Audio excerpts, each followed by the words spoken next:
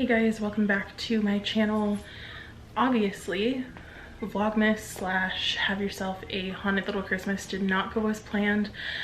I ended up with, and I'm still slightly recovering from, pneumonia, so that was not good. I completely lost my voice. I did try to record a few videos and it just was not going anywhere. It was actually quite terrible. I'm sorry if you hear weird sounds. My cat is being super bizarre right now. She's like in the stairway, which is across from me, and she's like yelling. So there's a few reasons for my absence. First, obviously, is because I was sick and I decided to focus on myself more than the channel because I knew that it's not that big of a deal. I really have hardly any subscribers, and while I want to be dedicated to it and help it grow, I'm not going to sacrifice my health to do so. So that is part one of why I was absent. Part two was like, I didn't feel like I was going in the direction that I wanted to go. I really felt like I seriously felt like I was just kind of doing what I thought would get views, but not anything that I was actually really passionate about. So anyway, while I had pneumonia, I was home for what felt like forever. I was able, luckily, to work from home for a few of the days that was like really hard on me, but I ended up having to go through like nebulizer treatments and getting antibiotics and steroids and inhalers and all this crazy stuff just to get better. I'm sorry also if you hear like weird bass sounds. We have the worst neighbor that shares this wall back here with me. We live in a townhouse, and for whatever reason he has a fucking surround sound and decides to play his football games and his music on like ridiculous levels, and every now and then it gets better and I'm like, oh, he finally figured it out. But no, we're back to like ridiculous levels again today. So anyway, back to what I was saying about the channel. I didn't feel like I was going in a direction that was necessarily what I wanted to do, and while I love storytelling and I love the ghost stories and I love talking about folklore, it's just not the direction I wanted to go in. And so I had actually, while I had pneumonia, started thinking about just shutting it down and kind of like calling it quits with the channel and potentially just not doing this anymore. I certainly could have, and nobody would have noticed my absence, but I really wanted to figure out what I wanted to do with it because it is something that I'm passionate about. It's something that I enjoy doing. It's something that I want to keep doing. So anyway, while I had pneumonia and I was home sick, I decided I had seen a lot of buzz on Twitter about this show called Hellier. And to be honest, I had seen it on Amazon a couple of times and it just didn't interest me. Like, I saw the image and it looked like aliens, and then like the name Hellier to me said like demons, and I was just like,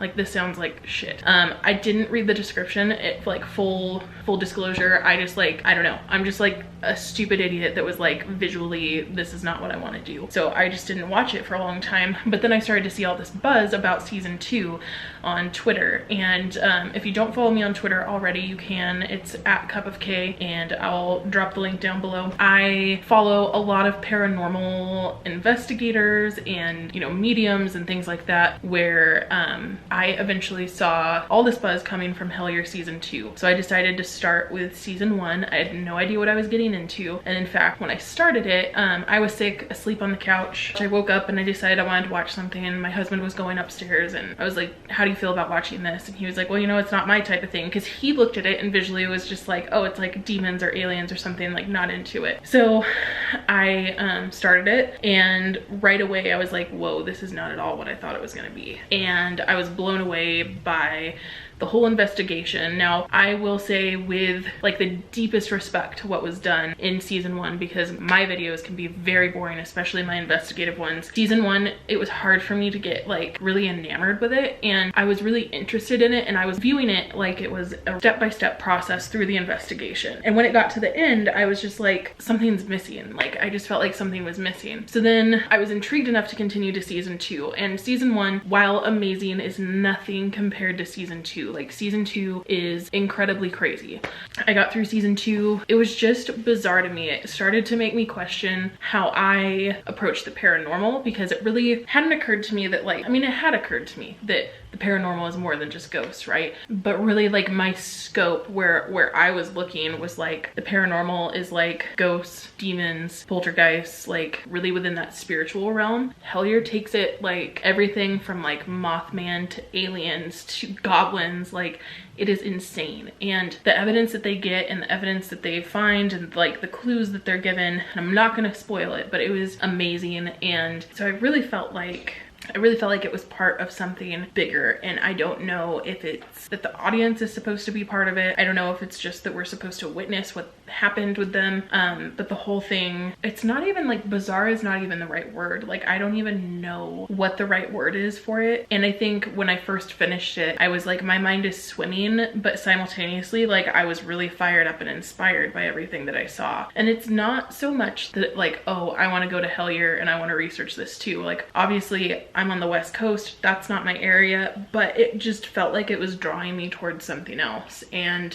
basically in Hellier, they talk a lot about, if you haven't seen it, this isn't a spoiler, but they talk a lot about synchronicities. And if you don't know what synchronicities are, there's a ton of books. The one that I ended up getting is called Synchronicity, The Magic, the Mystery, the Meaning by Dr. Kenneth Harris. I kind of have to hold it at an angle because of the light. I have a ring light set up, as you can tell. So anyway, Synchronicity. This book has actually been really interesting to me so far. What I don't necessarily like about it is that it seems very focused just on the author and his experiences. I haven't gotten very far into it, so to be fair, I could be totally wrong. But like, just flipping through, a lot of it is like I, and like, I would love to have heard about different synchronicity occurrences, but I do think it's interesting because it is somebody's firsthand account of how synchronicities have affected them. Interesting book to check out on synchronicities. Right after I finished the whole thing with Hellier, I started to notice synchronicities in my own life, and I hadn't even really, I figured out from Hellier what they were talking about when they were talking about synchronicities, but I had never really heard about it. I had heard of it before, but like not used in the paranormal way, and I know that they're not necessarily meaning it in a paranormal way, but like, I just hadn't thought to apply it to anything paranormal. It to me was just like this spiritual guidance thing. But anyway, I'll read you in the first part of this book what they describe as a synchronicity, just to explain it to you briefly. Synchronicity happens when two things having a shared purpose or function come together at the same time in order for a particular condition or outcome to be achieved.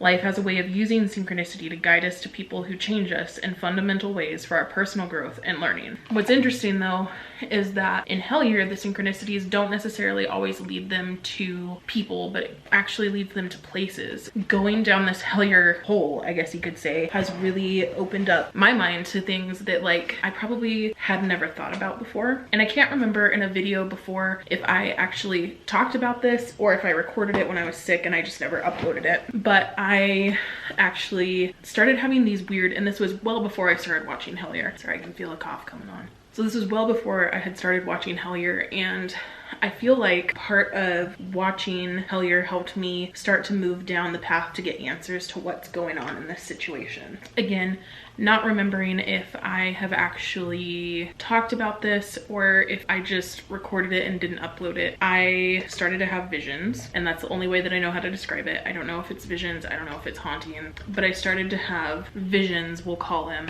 of this dark lady. The only way that I can describe her is she had long hair. She had almost a maniacal, insidious smile. And I would see her in my shower, in my closet. And the reason I call this visions is because I wasn't seeing it with my physical eyes, but I would walk by one of those rooms and it would just flash into my head. I then started to see her, and I have like this video where I may post part of it or I may not because I was really having a meltdown. I was sick and it was late at night. It was like 2 in the morning. I don't even know why I was awake except that my sleep schedule was crazy and the steroids were making me crazy, which could all be a part of this too, is that I was so heavily medicated and sick. But I know I wasn't fevering. I had gone out into the garage, which is also our office, and out of the corner of my eye I could see her, and it was like the first time that I could visually with my physical eyes see her. I have this theory that essentially if you don't acknowledge something, you don't give it power to continue to exist. And while I'm into the paranormal, I am not into having a haunted house to live in. I did that as a kid. It's terrifying. I have a kid. I don't want her to go through that. Basically just decided to pretend like I had not seen what I thought I saw. So I went out to the garage, got what I needed, and I came back in. When I came back in, so when I went out,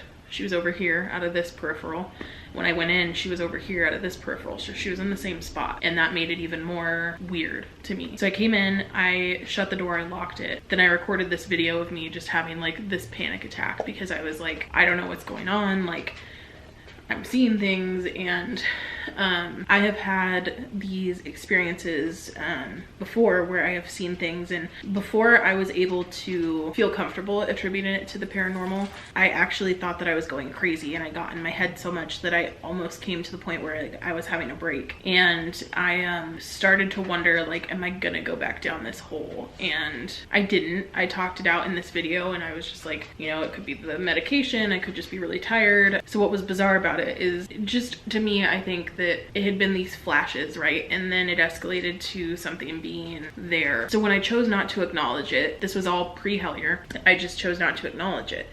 So then I watched Hellier and I went through all this stuff, and I started to think about things a little bit differently, and I still hadn't really thought about this particular phenomenon that was happening to me. And I just posted something quickly on Twitter about it, like that since watching Hellier, these visions had increased, and they had. I had practically every room that I walked by, I was having like a flash of like where she was, what she looked like, what she was doing. So then for Christmas, after Hellier, I got a card from my best friend for Christmas, and it's totally a card that before all this, and I have not talked to her about any of this, before all of this, it's totally a card that I would have just been like, this is awesome. And I just still think it's awesome, but it's a little creepy. So remember I told you she had long dark hair and just looked a little bit, I guess, sinister, and really I never get like a full look at her face. I keep looking around because I'm paranoid. But anyway, this is the card that my best friend sent me. Let's see if I can get closer without the light shining. As you can see, and this is on Twitter too if you want a better image of it. It's a lady with dark long hair. You can hardly see her face. She looks a little bit sinister. She has a chain and a key, and then she has like a fairy door on her chest. So that was a little bizarre to get that, and that kind of falls in line with the Hellier synchronicities. That kind of all started after I watched Hellier. It started to pick up a little bit, and maybe it's not that it picked up, but it's that I was more in tune with it, which is totally plausible as well. Last night, for the first time in a really long time, I had terrifying lucid dreams. When I was a kid and I lived in the Merlin house, and if you haven't seen that series, there's links about it all over my profile. You can find it. It has its own playlist. Anyway, when I lived in the Merlin house, but I had nightmares all the time, and they were so terrifyingly real that it just didn't ever really make a ton of sense to me that they weren't real. As a kid, it was hard to draw the line between what was real, what had happened, and what hadn't happened. So for the first time last night, I had that happen. Wouldn't you know it, star of the dream was this woman, and in this particular dream, she had almost taken the role of like a witch.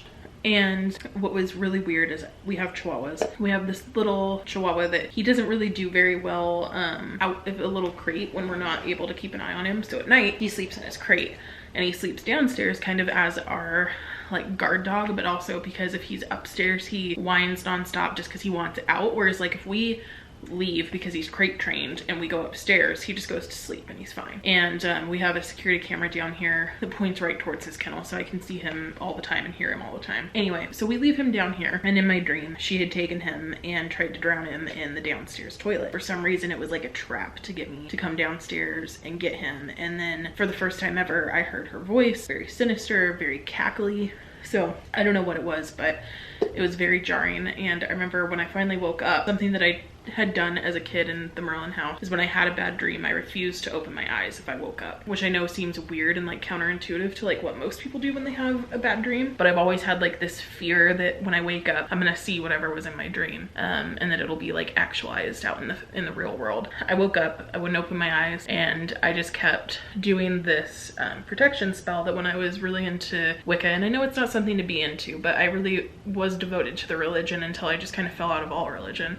So when I was still practicing Wicca, there was a protection spell where you just visualize a blue light encompassing you and your loved ones, and then eventually like a bright flash of white light to push all the evil out, right? So I just kept doing this over and over and over, and what was weird is the more I did it, the less real the dream felt, and the more back in reality I started to feel, the safer I felt.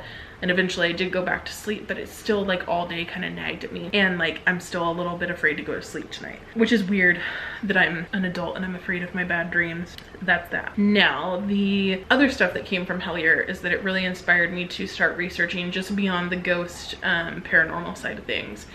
And something that when I was practicing Wicca that I was really into was the fairy side of things. And one theory that I had posted on Twitter was that this woman that I keep seeing reminds me of a fairy that I, you know, quote unquote created as part of this ritual, which was a way advanced ritual that my best friend and I should not have taken part in, but it was to bring into this reality a fairy, and you were supposed to imagine it, imagine what it looked like, give it a name. I can't remember the particulars, but this ritual has always stood out in my head, and I do remember it being like serious, that you were supposed to take care of your fairy once it came over. And clearly, since I don't practice Wicca anymore, like that's just not been happening. Sorry, there's something weird out of the corner of my eye. I'm like blinded by the ring light, and so I can't really see anything around me, which is also a little bit jarring. Anyway, I started to toy with the theory that perhaps this thing that I've been seeing is that abandoned fairy, right? And it's picked up since Hellier, which if you've seen Hellier, you know that there's some mention of fairies and stuff like that. So it started to interest me a little bit into researching further, like what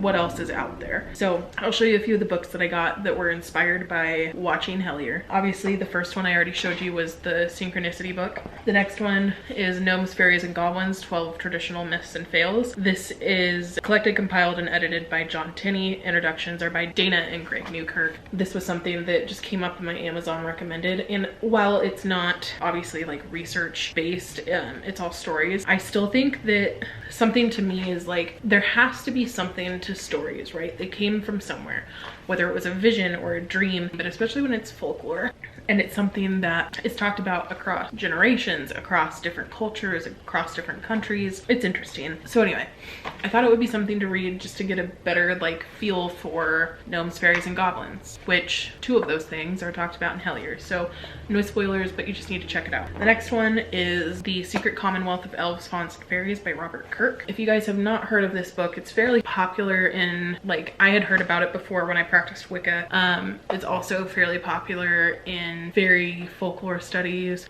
even just literature studies. So this is something that was, oddly enough, I think it was first published in the early 1800s. So who knows, you know, how much it's retained its original, I don't know, original form. So I bought this because it is mentioned in Hellier. It's about this long. The rest of it is an introduction, an exposition, notes, and a glossary. So it's not huge by any means, but it is a slow read because they've kept the original English that was used, which is obviously 200 years old now. So anyway, check this out. It's interesting. Allegedly, it said, I don't believe it says so in this book, but it is said, and I had heard this before Hellier, that he paid the ultimate price to reveal these secrets and that the fairies took him away. Another book that I don't think that this was ever specifically mentioned in Hellier. I was just kind of drawn to it. It's called Encounters with Nature Spirits, and it's by R.O. Crombie. And what's really interesting about this is that he actually was like this well-known inventor and like just generally very well-educated man, and he ended up kind of getting into this mysticism and folklore. So sometime before his death, he had gone to the Royal Botanic Garden in Edinburgh. I don't think that this was mentioned in Hellier. This is bizarre. If you've seen Hellier, you know how bizarre it is. It's very interesting. I would definitely recommend it. It's interesting. Even if you don't watch Hellier, this is an interesting book to read. Another one that I got is Nature Spirits and Elemental Beings, Working with Intelligence in Nature. I'm more reading from a research base. I don't know that I completely buy into everything in this book. I've just flipped through it, but that's one of the books I bought. Another one that I got is Forbidden Mysteries of Fairy Witchcraft. That's this one. I think it's super interesting so far. I haven't really read it in order, so to speak. I've just kind of flipped through and found pages that interest me and kind of have read those. I don't know why this one stuck out to me other than just the fact, like I said, that I wasn't sure if that lady that I've been seeing is perhaps my abandoned fairy, which I view with high skepticism as well. But after watching Hellier, like, I swear if you guys haven't watched it, you need to, and you need to watch it with an open mind and just soak it in, because it changed how I thought about things. The other thing that I did after watching Hellier, I used to be really into doing tarot readings mostly for myself. I don't really have tarot cards anymore. I kind of got rid of them over the years as I moved, and I just kind of grew away from that stuff. I used to have this, but it is the Rider-Waite tarot pack, which is the kind of, I don't know, people kind of view it as like the original tarot. These are the ones that have the images that are most commonly used in images of tarot. I did get a new pack of tarot cards in that regard. I also, when I was shopping for this one, ended up getting this tarot set, which is the Wild Unknown Tarot, which what's interesting is it comes with its own book, which a lot of tarot packs do, right? But this one's pretty big actually. And the meanings behind these cards are similar, but also they're interpreted a little bit differently. So that was intriguing to me, that it is the same thing, but it's also a little different. So the backs of the cards are definitely different. And then the fronts of the card, you can see they are very well drawn.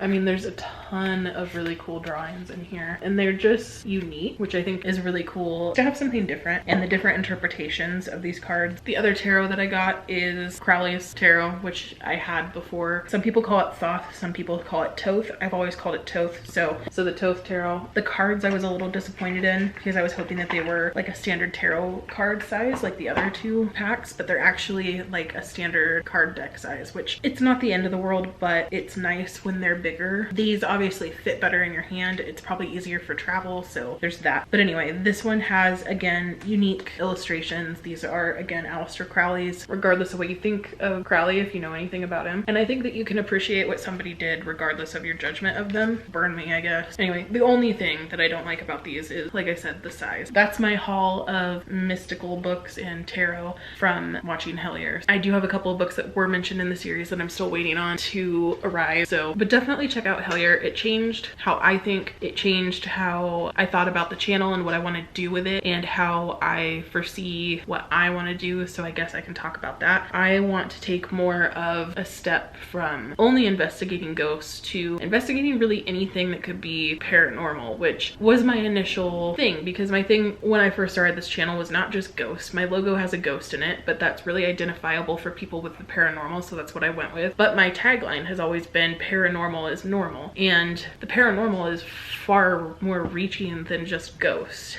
And I think that that's where I was feeling stuck, is that I had to only talk about ghosts or demons or like I said, like spirits, that type of stuff. So my goal is to start researching some things in my area that might have things other than ghosts attributed to them. There is a lot. There are caves in my area. And another thing that happened with Hellier synchronicities is there are numbers that are mentioned in Hellier, and I started to think from my perspective that they're an address. Part of me watching Hellier that's also happened is that it's almost like it's been washed from my brain. I just can't explain it. It's like I need to watch it again, mostly just because of that. But anyway, so they come up with these numbers, and I really cannot remember if they talk about potential addresses, but to me it read as an address. So I punched it into my GPS just to see anywhere in the United States, like, where is this place? And oddly enough, there were only 3 places in the entire US where this address came up. One of them is only 2 hours from me. The others were all on the East Coast, and that was just so bizarre to me. When they're talking in Hellier about fairies and stuff, there is mention of bluebells. And so when this address comes up on my GPS, right next to it is Bluebell Park. And I was like, what in the hell is this? So I feel oddly drawn to it, and so I have plans to go there. It's only a couple hours away, so I'm planning hopefully this weekend to go there, and I plan to film. May not have anything that comes from it, but I'm extremely interested in it. I don't really have anything else to say. Sorry for my absence. Sorry that my Vlogmas just went up in flames, but at least I got a couple of them out there, I guess. So thanks for your patience. Hopefully you are interested still in following me, even though I'm not only going to talk about ghosts. So definitely check out Hellier. I will include a link below because I believe it's also on YouTube for free, but if you have Amazon Prime, you can also watch it there.